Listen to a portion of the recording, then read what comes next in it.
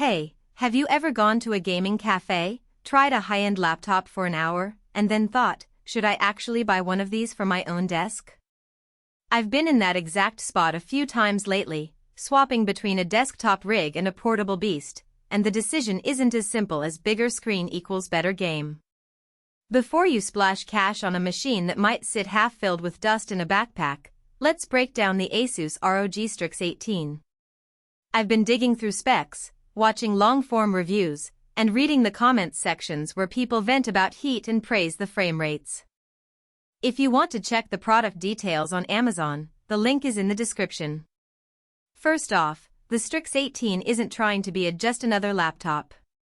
It's built around a massive 18-inch Nebula HDR panel that runs 2.5K at 240 Hz with a 3 milliseconds response time. For a gamer who also edits video on the side, that screen real estate feels like a mini monitor you can actually carry. I tested it with a couple of off-the-shelf titles *Elden Ring at ultra settings, and a recent Valorant tournament stream running alongside a Photoshop timeline.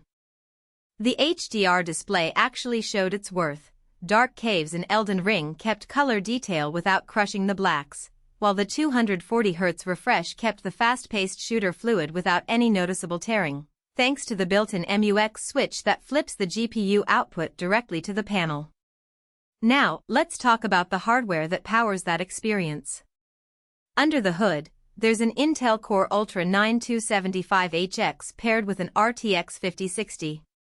Most people will instantly compare this to a desktop RTX 3060, but the reality is a little more nuanced.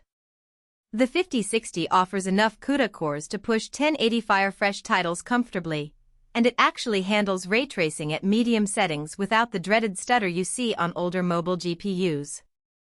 When I cranked Cyberpunk 2077 to medium ray trace, the frame count hovered around 55 FPS, good enough to enjoy the visuals, but you'll still feel a dip if you try Ultra. That's a hidden trade-off. You're getting next-gen features, but you still need to moderate the visual fidelity if you want a buttery smooth experience above 60 frames per second. Memory is where the Strix 18 shows its confidence. 32 GB of DDR5 runs at a speed that basically eliminates any bottleneck when you're switching between a game, a streaming app, and a browser tab full of Discord messages. In practice, this means you can have a massive Minecraft world loaded while your voice chat runs in the background, and the laptop won't hiccup. The SSD is a 1TB PCIe Gen 4 drive, so load times for large open-world games are sub 10 seconds, which is a solid upgrade from older Gen 3 models. If you're the type who keeps a library of AAA titles, that 1TB feels generous, but you'll still want an external drive for backups because those games can gobble up space fast. Thermal performance is where many high-end laptops falter, but ASUS's ROG Intelligent Cooling does something interesting. It uses a dual-fan, vapor chamber layout with smart vents that open up more aggressively when the system detects a temperature spike. In real-world testing, the laptop stayed around 78 degrees under sustained flight simulator load, which is warm but tolerable. The fans, however, become audible. Think of a quiet refrigerator humming louder when you walk past. If you're planning to game in a late-night dorm room, the fan noise will be noticeable.